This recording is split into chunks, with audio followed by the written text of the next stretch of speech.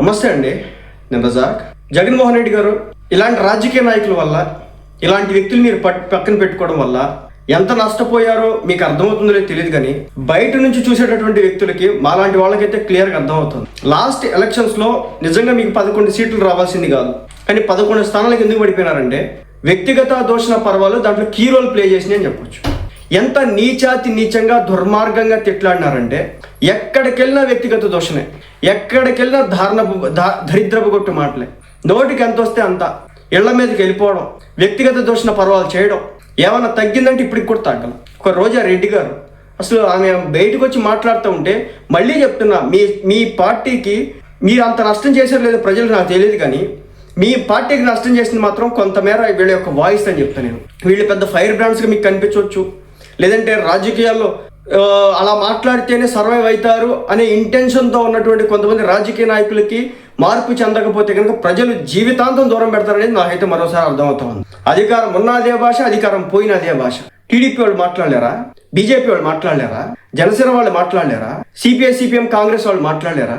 కేవలం మీ పార్టీకి సంబంధించిన కొంతమంది వ్యక్తులు ఇలా దుర్భాషలాడడం కారణంగా, ఇలా పబ్లిక్గా ధమ్కీలు ఇవ్వడం కారణంగా ఎంత నష్టపోతున్నారో మరి మీకు తెలుస్తుందో లేదో, మీ దాకా సమాచారం వస్తుందో లేదో నాకైతే అర్థం కావట్లేదు. ఎందుకంటే విజయసాయి రెడ్డి గారు చెప్పినారు, మీ చుట్టూ కోటరీ ఉంటుంది, మీ దగ్గర ఏ సమాచారం రానికుండా చేస్తా ఉన్నారు. నిజం చెప్తున్నాను, పబ్లిక్గా ఎవరినైనా ఒకరిని తిడతా ఉంటేనో, అది తప్పు అయినప్పటికీ కూడా పబ్లిక్గా వాడు ఒక తప్పు చేసినాడు, ఒక 10 మంది వచ్చి ఆయన తిడతా ఉంటే ఆటోమేటిక్గా సింపతి వస్తూ ఉంటుంది. ఏం చేసినా మర్చిపోతారు, తిట్టే వాళ్ళ మీద పడతారు, ఏంది అలా తిడుతున్నారు. ఇక్కడ ఏం జరిగిందో తెలియదు. 80 రోజుల పాటు జోగి రమేష్ గారిని జైల్లో పెట్టారట, ఏదో లిక్కర్ కేసట.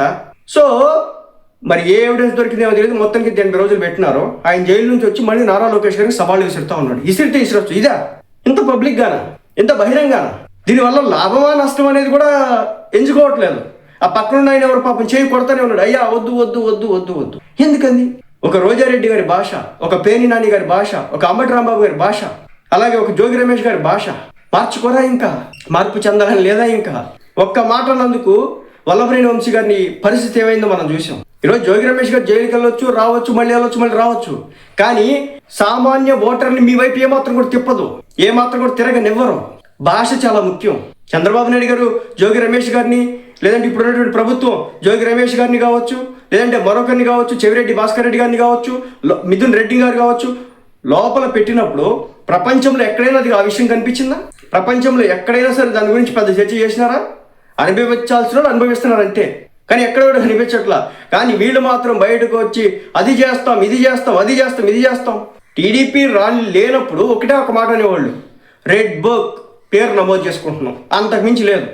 తీరా గవర్నమెంట్ వచ్చిన తర్వాత రెడ్ బుక్ ఏం చేసిద్దో చాలా సైలెంట్, గప్చుప్ సాంబార్ బుడ్డి. ఈ రోజు వీళ్ళు అరెస్ట్ అయ్యారన్న విషయం కూడా తెలియదు ఎవరికి. కానీ బయటకు వచ్చిన తర్వాత వీళ్ళు వేసేటటువంటి అరుపులు, కేకలు, రచ్చ, రొగడ, ఈహో వీళ్ళు ఇన్ని రోజుల నుంచి జైల్లో ఉన్నారని మాలాంటి వాళ్ళు కూడా తెలుస్తున్నటువంటి పరిస్థితి. జోగి రమేష్ గారిని ఇన్ని రోజులు జైల్లో పెట్టారన్న విషయం కూడా తెలియదు. తీసుకెళ్లారు, బయటకు వచ్చారో అనుకున్నా నేను. 80 రోజులు జైల్లో పెడితే ఆయన నిన్న వచ్చి మరోసారి ఈరోజు లోకేష్ పుట్టినరోజు కాబట్టి నేను పెద్దగా మాట్లాడట్లేదు, లేకపోతే అధికారం ఉంటే ఎలా చలాయించుకోవచ్చో జోగి రమేష్ గారు ఆల్రెడీ చేసి చూపించినారు కదా. మేము పథకాలు ఇవ్వాలంటే మాకు ఓట్లు గుద్దిన వాళ్ళకి ఇస్తాం, మా ఓట్లు వేసిన వాళ్ళకి వేస్తాం అని డైరెక్ట్గా మాట్లాడారు కదా. దాని పర్యవసానం ఏంటో చూసినారు కదా, జనం చూపించినారు కదా. ఇంకా మారకపోతే ఎలాగా? ఆయన నేను మాట్లాడండి, ఆ మాటలు విందాం. ఎందుకంటే చాలా అద్భుతమైన కళాఖండాలు. రాబో రోజుల్లో మళ్ళీ వైసీపీ పార్టీకి 11 స్థానాలు కూడా రాకుండా చేయడానికి వీళ్ళు కంకణబద్దులే ఉన్నారు. కంకణం కట్టేసుకున్నారు. రావద్దు మా జగనానికి ఇంకా 11 కూడా వద్దే. జగన్ గారు ఎంత తప్పు చేసినా ఎంత తప్పు చేసినాడు. సంక్షేమం పేరుతో పంచినాడు, నేను కాదనట్లా. నాకు జగన్మోహన్ రెడ్డి గారిలో ఉన్నటువంటి ఏకైక ప్రశ్న ఏంటంటే ఆయన పంచడమే. దాంతోపాటు డెవలప్మెంట్ అని అడిగేవాడు నేను. పంచితే పంచినారు కానివ్వండి, డెవలప్మెంట్ కావాలనేవాడు. అది నాకు కనిపించలేదు కాబట్టి నేను జగన్మోహన్ రెడ్డి గారికి వ్యతిరేకంగా మాట్లాడేవాడు. జగన్ గారు ఇది కరెక్ట్ కాదు, కంపెనీలు తీసుకున్నాడు. వీళ్ళ భాష ఒకటి. ఆయన 5 సంవత్సరాల పాటు పబ్లిక్గా వచ్చి ప్రెస్ మీట్లు పెట్టి దరిద్రం వచ్చి ఉండేది కాదేమో. ఇలాంటి మాటలు, నోటి దూర మాటలు. నాయకుడై ఉండి ఇలా కంట్రోల్ చేయకపోతే ఎంత ఇబ్బంది. ఈయన మాట్లాడాడు, చూద్దాం. లోకేష్ కి చెప్తా ఉన్నా, నువ్వు నా మీద చేసిన ఆరోపణలు నిరూపించుకుంటే, నీకు చిత్తశుద్ధి ఉంటే, నీకు కుటుంబం ఉంది, కుటుంబాలు గుడికి వస్తా, ప్రమాణం చేస్తా, నువ్వు ప్రమాణానికి రెడీగా ఉన్నామని చెప్పేసి రావాలి అని చెప్పేసి మీడియా మిత్రుల ద్వారా ఏవి అన్న వచ్చాడా అన్నా, ఈ టీవీ అన్న వచ్చాడా అన్నా, చెప్పండి, లోకేష్ చెప్పండి, వాళ్ళ కొంచెం అతను నాకు చేసిన దుర్మార్గానికి తప్పుడు కేసుకి ఎక్కువ మారిన నకిలీ మద్యం కేసులు తీసుకొచ్చి మా మీద అంట కడతారా? దుర్మార్గులు కదా మీరు.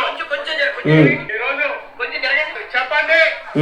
వారం రోజుల్లో అతన్ని రమ్మనండి, నా ఛాలెంజ్ స్వీకరించమనండి. తాబేదారులతో మాట్లాడించొద్దు. లోకేష్ చంద్రబాబు నాయుడు వాళ్ళని అడుగుతా ఉన్నా, తాబేదారులు తొత్తులు ఎవడో మాట్లాడు. మళ్ళీ వారం తర్వాత మళ్ళీ మీడియా ముందుకు వస్తా, మీతో మాట్లాడతా. లేదు కాదు కూడదు, రాను తిరుమలకి రాను, లేకపోతే అక్కడికి రాను ఇక్కడికి రానంటే పాపలో చంద్రబాబు నాయుడు ఇంటికి లేదు కాదు కూడదంటే లోకేష్ నేను ఆహ్వానం వచ్చి తప్పు చేశారు, అక్రమంలో తప్పు చేశారని ఒక మాట చెప్పు. శిక్షకైనా వస్తా ఉన్నాం, తమ్ముగా చెప్తున్నాం, ధైర్యంగా చెప్తున్నాం, మరే చెప్తున్నాం. అక్రమ కేసులకి భయపడే లేదు లేదు లేదు.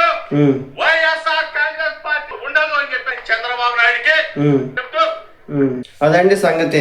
అక్రమ మద్య కేసులు ఈయన అరెస్ట్ చేశారంట. 80 రోజులు అయితే జైల్లో ఉండొచ్చు. ఇప్పుడు వచ్చి మరోసారి సవాలు విసురుతా ఉన్నాడు, దుర్గగుడికి రమ్మంటా ఉన్నాడు.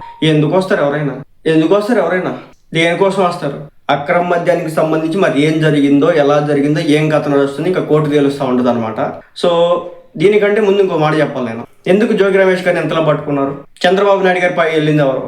టీడీపీ పార్టీ ఆఫీసుల మీద వెళ్ళింది ఎవరు? మీరు చూస్తే కనుక 2-3 ఉంటారన్నమాట ఈ లెవెల్లో, ఆ స్టేజ్ పీక్నెస్ ను చూపించిన వాళ్ళు. ఇంకా వల్లభనేని వంశీ గారు, కొడాల నాని గారు, ఈయన అంతే గట్టిగా మాట్లాడితే వీళ్ళే కనపడతారు. ఇంకా పెద్దగా కూడా ఎవరు కూడా కనిపించరు అంతగా. కానీ ఎందుకు? దేనికోసం? సో 80 రోజుల పాటు ఆయన జైలు జీవితాన్ని గడుపు వచ్చి సవాళ్ళు విసురుతా ఉన్నాడు. సవాళ్ళు విసిరి టెంపుల్కి వెళ్ళినంత మాత్రం అక్కడ ఏమి నడిచేది కాదు. ఏంది ఎవరు శుద్ధ పోస్టులు, ఎవరు నిజాయితీ పనులు అనేది కోర్టులు తేల్చుకుంటా ఉంటాయి. చంద్రబాబు నాయుడు గారిని పెట్టినారు కదా, జైల్లో అరెస్ట్ చేసినారు కదా, పెట్టారు. నిలబడుతున్నాయా తెలియదు. సో జోగి రమేష్ గారి పరిస్థితి కూడా అంతే. ఏమో మరి ఏం దొరికిందో, ఇన్ని రోజులు పెట్టారంటే మరి ఏమైనా దొరికిందేమో. కంప్లీట్గా అయితే పెట్టినారు. ఇప్పుడు ఈయన బయటకు వచ్చాడు, మాట్లాడుతున్నటువంటి మాటలేంటి? సవాళ్ళు ఎందుకు? ఆ పక్కన వాళ్ళు చెప్తా ఉన్నారు కదా, అధికారంలోకి వచ్చి సవాళ్ళు ఓకే, అధికారం పోయిన తర్వాత ఇంకో 3 సంవత్సరాలు ఉండగా కూడా ఇలాంటి భాష ఉపయోగిస్తున్నారంటే తప్పనిసరిగా ఆ పక్కన వాళ్ళు చెప్తున్నారు వద్దన్నా మనకి ఇప్పుడు ఈ సిచ్యువేషన్ అని చెప్పేసి వింటున్నాడా? వినట్లా. సో మొత్తానికైతే మళ్ళీ ఇది వైసీపీకి నష్టమే అండి. మీకు చెప్పా కదా, ఇప్పుడు కూడా ఎగ్జాంపుల్ చెప్పిన.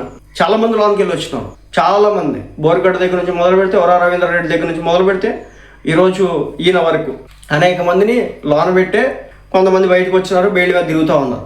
కానీ మార్పు లేకపోతే పబ్లిక్లో మాట్లాడేటప్పుడు నోటికి ఒక అదుపు అనేది మనం పెట్టుకోకపోతే తప్పనిసరిగా పార్టీలు నష్టపోతాయి అని చెప్పడానికి ప్రత్యక్ష ఉదాహరణలు వీళ్ళే.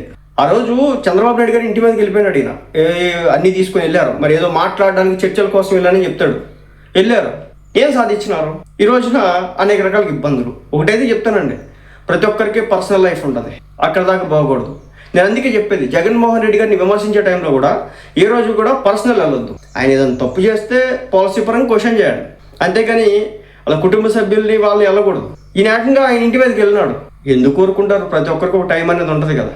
ఈరోజు నారా లోకేష్ గారికి సవాళ్ళు విసురుతా ఉన్నాడు, మళ్ళీ ఆయన గట్టిగా పట్టుకుంటాడు. దాంట్లో అలాంటి మొహమాటమే లేదు. ఎందుకంటే పర్సనల్కి వెళ్తే ఇదే జరుగుతుంది. పాలసీ పరంగా విమర్శ చేస్తే ఇప్పుడు మిగిలిన వైసీపీలో ఉన్న మిగిలిన నాయకులు అందరూ ఎందుకు పట్టుకోవట్లేదు? కొంతమందినే పర్టికులర్గా టార్గెట్ చేయడానికి రీజన్ ఏంటి? వెల్లంపల్లి శ్రీనివాస్ గారు మాట్లాడలేదా? ఎంతవరకు మాట్లాడాలో అంతవరకు మాట్లాడి వదిలేసేవాడు.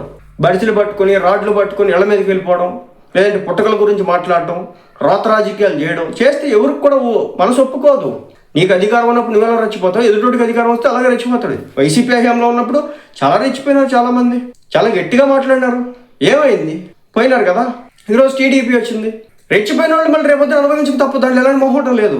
సో జోగి రమేష్ గారు లాంటి వాళ్ళని, రోజారెడ్డి గారు లాంటి వాళ్ళని, అంబటి రాంబాబు గారు లాంటి వాళ్ళని, పేర్ని నాని లాంటి వాళ్ళని అంటే మాట్లాడచ్చు, వాళ్ళ దగ్గర సబ్జెక్ట్ ఉంది. కానీ అది వ్యక్తిగత దోష పర్వాల సైడు మా డి అంటే డి, సవాళ్ళు, నేను తొడగొడతా, మీసం మేలేస్తా, ఇవంటే జనం దగ్గర నుంచి వచ్చేటటువంటిది అది కూడా అలాగే ఉంటుంది. ఈ రోజున స్పష్టంగా అయితే అది కనిపిస్తూ ఉంది.